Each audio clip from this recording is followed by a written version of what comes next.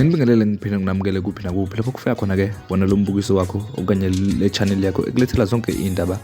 ngokwehlukahlukana kwazo ke mbuki lapho ekhaya ke iMK ke ukuba nokuba ke ihlale phansi noma ke iphele ke amandla kodwa ke kubonakala singathi ke inamandla ke amaningi okuya phambili njengoba kuza ke ama-by elections lapha ke iqhubekile ke nokugcwala ke lapha ke emgwaqeni yona ke iMK abantu abaningi beshiye ke